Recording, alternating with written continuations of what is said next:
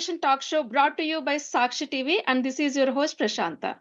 Today, we are joined by prominent attorney Ms. Prashanthi Reddy, a trusted expert in US immigration law, to discuss the family based immigration and related processes and requirements.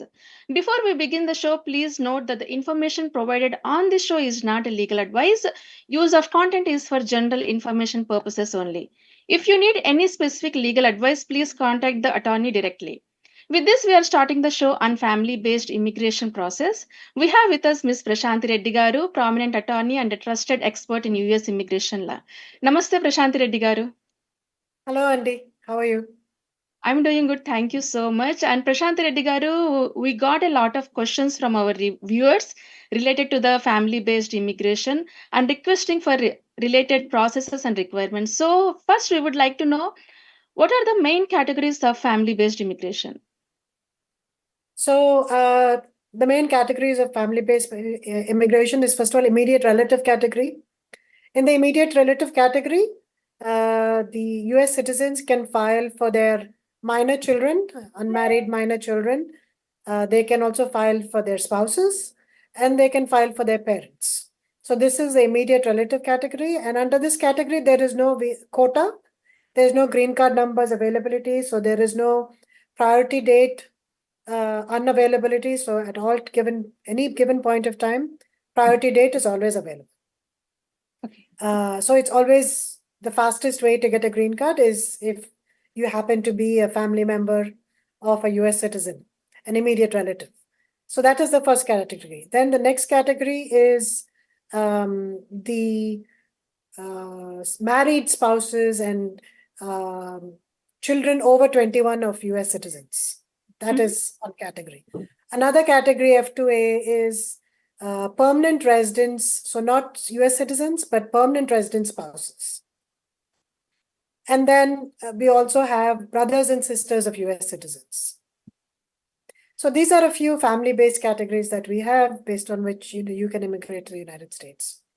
Okay, all right. So, Prashanthi Reddy garu, what is the difference between immediate relatives and family preference categories? Yes, that's a good question. Immediate relatives, as I said, there is no quota, meaning there is no cap. So at any given point of time, you always have availability to file the green card.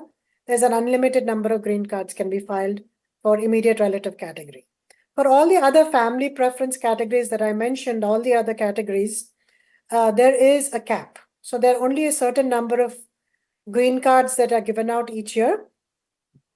And when those green cards numbers get over, then you cannot file your green card. So every year and every month, actually, you go to the visa bulletin. There's something called a visa bulletin, which is available on a website called travel.state.gov. So on that, if you go and check on visa bulletin, and if you go to the family-based categories, there are two tables in the family-based categories. One is dates for final action and dates for filing. Generally, we look at dates for final action, and every month it'll tell you which date that they're working on. So if your priority date, that is the date that you file your I-130 application, that's your priority date. So if your priority date is after the date that appears on that table, then you can file. If it is not, then you cannot file. Just giving you an example, especially for Indian nationals, for visa preference categories, all visa preference categories, there is a backlog. So for permanent resident spouses, for example, the backlog is, actually right now it's current, but usually there's a backlog. For brothers and sisters of US citizens, for example, there's a backlog of almost 15 years, I think, or more. Oh, wow. Because the demand is so high and the availability is so low. So that's why that creates a backlog. So that is the key difference between, immediate relative and preference categories. Okay. So how does this visa bulletin impact the family-based immigration? It does. As I said, the reason that it affects is the processing time is affected. So the visa bulletin is, the priority dates are recognized by the filing of the I-130, as I said. The date that you file the I-130 is the priority date for your application. And the priority, if you look at the visa bulletin, they're working on various different priority dates. Except for immediate relative category, all of the priority dates are backlogged. Okay. So you have to wait until your date becomes current for you to actually get a green card, because the final stage of the green card, you can file an I-130, get an approval, but in order to file the immigrant visa petition if you're outside the country, or in order to file adjustment of status, which is a 485 application if you're in the country, in the US, your priority date has to be current, or it should have passed that date. Okay. For you to file the final application. And that again, when you do that, processing time for that is about 12 to 18 months. Okay. So you're looking at, again, another 12 to 18 months. And while the application is pending during this processing time, the date should continue to remain current. If it retrogresses during that time, then again, your 485 will just stay in a pending state. Okay. And if you're in the country and you're filing a 485, there's some benefits even in a pending state, because you are in the country already. You can travel using advance parole, so you don't need a visa to travel back and forth. And you can also get employment authorization. This will allow you to work. So these are the advantages of being in the country when you're filing a 485. But if you're outside the country, then you just have to wait until your priority date becomes current, and you cannot even come into the US or get work authorization or any kind of benefit. Only once you get the green card, then you can come in on a green card. So the priority dates make a huge difference for your processing time. That was valuable information, Prashanthi Reddy garu.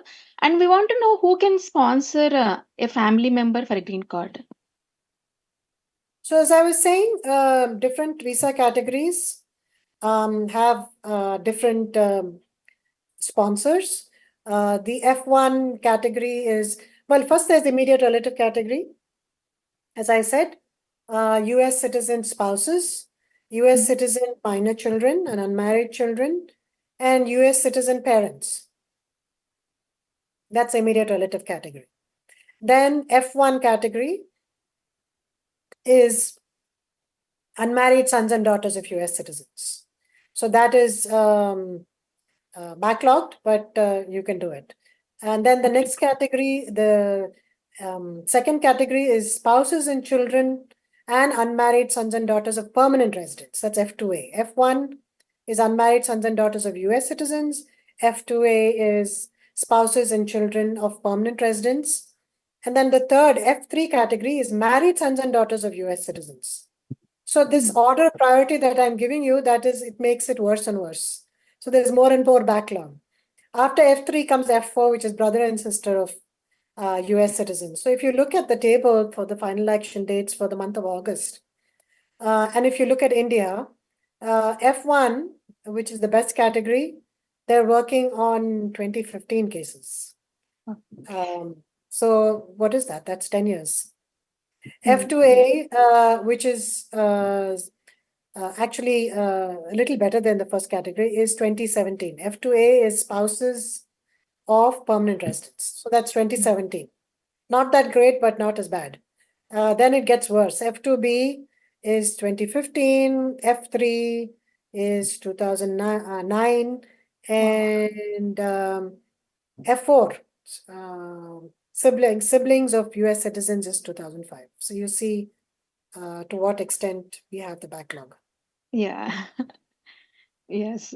So, Prashanthi Reddy garu, what are the eligibility requirements for sponsoring a spouse or a child or a parent? So for the immediate relative category, you have to show proof of relationship. So that's the main document. You also have to show, you have to also submit your birth certificate. So depending on whether you are in the country or outside the country, when I say country, I mean the US. Depending on whether you're in the US or outside the US, the processing and the time period taken and the eligibility, the documents that have to be submitted are a little different. So if you're presently in the country, then you have to file something called a 485, I-130 and 485 application. I-130 is common for both categories. But if you're in the country, you have to file a 485 adjustment of status application. Along with that adjustment of status application, you're able to get advance parole, which will allow you to travel. And you can also get employment authorization, which will allow you to work. And processing time is about 12 to 18 months if the visa number is available. If you are outside the country, then you have to file an I-130, of course. And once the I-130 is approved, we have to do an I-130 for consular processing. Once that is approved, we have to file an immigrant visa petition with the National Visa Center. This is done online, and the DS-260 forms has to be filled out, and all supporting documents have to be submitted online. Okay. So once NVC approves this, then it goes to the consulate. The consulate will review everything. The Mumbai consulate, actually only the Mumbai consulate looks at family-based cases. Immigrant visa petitions, actually, it will be employment-based or family-based. The Mumbai consulate will call you for an interview. They will take all your original documents. You have to get the police clearance certificate. You have to get your medicals done. You have to get your biometrics, so your fingerprinting, etc. done. And once everything is clear, then you will get an immigrant visa to come into the US. And once you come in on that immigrant visa application, on that immigrant visa that's stamped in your passport, at the port of entry, you will be processed for your green card, and you'll get the green card in the mail in a few months. So that's the process if you're outside the country. Now, with reference to documents that you have to submit for both of, whether it be a 485 or an immigrant visa petition for people who are outside the country, it's pretty much the same documents, except the fact that police clearance is not required because you're in the US. They will do their own clearance. FBI will do its own clearance. You don't have to do anything. They do it themselves. But you have to submit medicals. You have to show that you've taken all the COVID vaccinations and all the other vaccinations that are required. They want to make sure that you don't have any diseases. They want to make sure that you're not a public charge for both cases, whether you're outside or in the country. You don't have a potential to become a public charge, or you've never been a public charge before.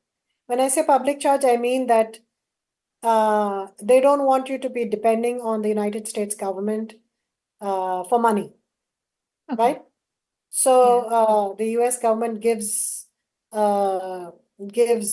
money and housing to people who cannot afford it. So they don't want you to be one of those people who will be a burden on the government.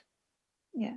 So that's the public charge rule. They will do the proper assessment to make sure that you're not a public charge. For example, if you are have the proper qualifications to work, you may not be considered to be a public charge. If you have someone that is willing to sponsor you and to submit the affidavit of support, for example, your US citizen, say if we're talking about the US citizen filing for their spouse, the US citizen has to submit an affidavit of support saying that we will support this person, I will support this person monetarily and provide them with housing and body and everything.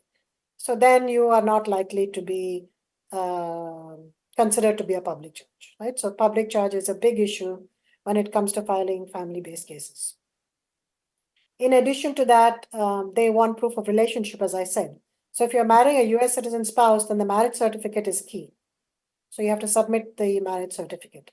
They're also, and if you're, say, filing for your parents or your children, then birth certificate is key, right?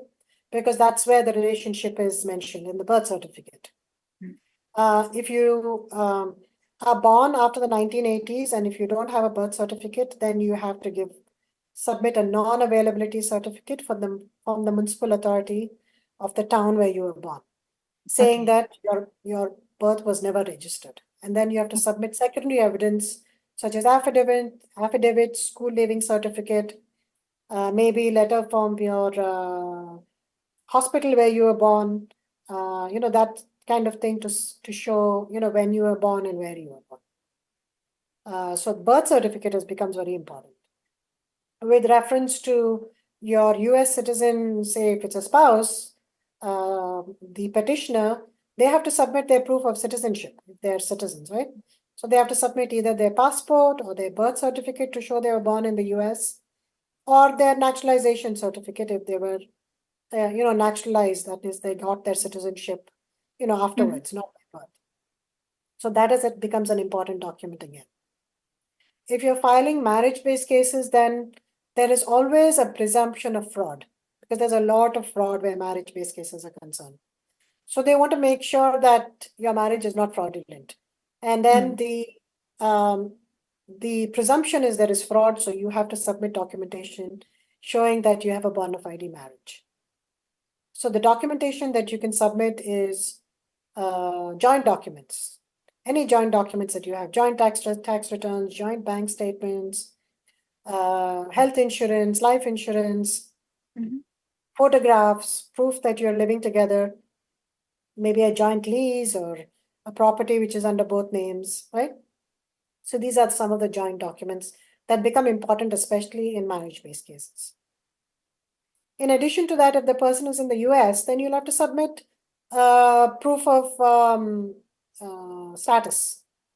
So where is the person in the US? What is their status? Did they enter legally into the US? Remember, for immediate relatives, even if you're out of status, you can still file, but you should not have crossed the border. You should have been inspected, meaning you should have entered legally. Okay.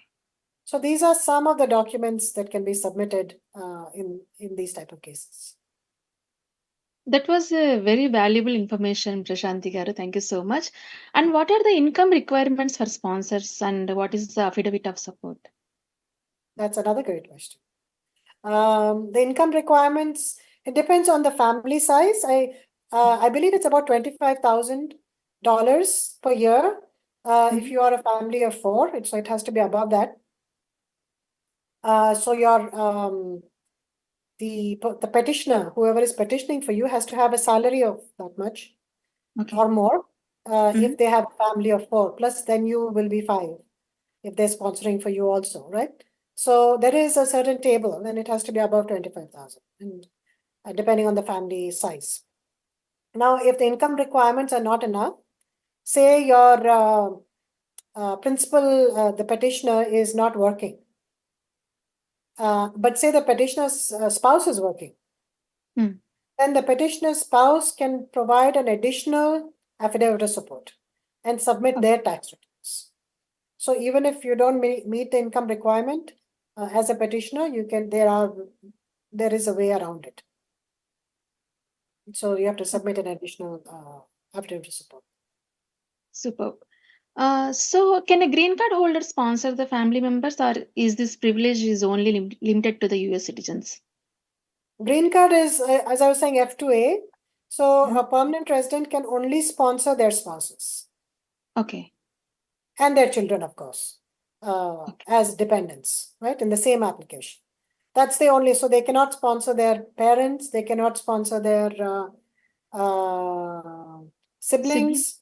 Okay. Yeah, they cannot sponsor their siblings, only their spouses and their children.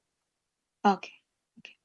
And what are the steps involved in filing a family-based immigration petition, that is the form I-130? So when you're filing an I-130, you have to, of course, make sure that you fill out the form correctly. The form has information about the family member who you're sponsoring, and also has information about you, the petitioner. Okay. So you have to make sure you fill out all that information correct. A lot of it is biometric information, name, place of birth, addresses, where you employment. A lot of information is that, and there's also some questions with reference to, yes and no questions with reference to if you have done this, have you ever been a public judge, have you ever done anything wrong, etc., etc. So you have to answer those questions as well with a yes and no. In addition to that, you have to submit the documentation, as I just mentioned, the documentation, proof of relationship, status documentation, medicals. You don't have to submit at the I-130 stage. That's only for the 485. But all the other documents that I mentioned for the 485 apply to the I-130 as well. Okay. And for immediate relative cases where the visa number is immediately available, and if the person is in the US, you can file both the I-130 and 485 concurrently together. And along with this application, you can also file the work authorization and advance parole. So you're applying for all these applications together. And the documented request, the documents needed is really the same. But if you're filing the I-130 separately, then you don't need to submit medicals, you don't need to submit affidavit of support. But other than that, all the other documents of relationship, proof of status, all that has to be submitted. Okay, thank you so much, Prashanthi Reddy garu. And we have so many questions to ask you, but because of the time constraint, we have to limit the conversation. One last question: what are the common reasons for the denial of family-based visa petitions? That's a good question also. I know I'm saying for everything because you do have good questions. I'm saying it's a good question. And this is what the audience wants to hear. And this kind of gives, like overview of the entire topic by, asking good questions. So, with reference to denial reasons, there could be many denial reasons. One of them could be that you didn't pay the correct fee, right? Some basic denial reasons. Could be that you didn't sign correctly wherever you had to sign. Maybe you didn't fill out the form correctly. Maybe you didn't submit proper documents, right? Sometimes if you don't submit a birth certificate, they'll send a request for further evidence asking for it. And even then, if you don't submit a proper birth certificate, based on the format that they want, then they can just deny it because they will not send more than one request for further evidence. So you have to make sure that you meet all the requirements, you fall under the particular category that you're filing under, and that you meet the requirement with reference to public charge, as I was saying, and the document requirements as well. And fill out the form properly, send the proper fees, and send it to the right. The last but not the least is send it to the right address. Okay. Thank you so much, Prashanthi Reddy garu, for sharing such valuable information with us. So, viewers, this is our talk show on family-based immigration, and we will be coming up with next episode. And for any specific case-related legal advice, please reach out to law offices of Prashanthi Reddy garu at reddyesq.com and email prashanthi@reddyesq.com and phone number 212-354-1010. With this, signing off, this is your host, Prashanta. Thank you.